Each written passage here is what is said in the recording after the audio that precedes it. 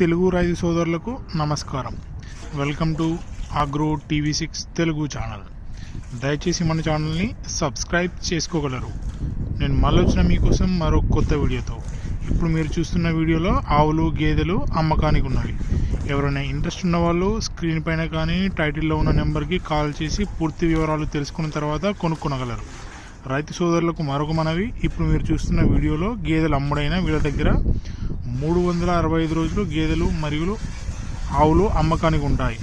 మీరు పూర్తి వివరాలు తెలుసుకొని కొనుగోలు చేయగలరు అని మనవి.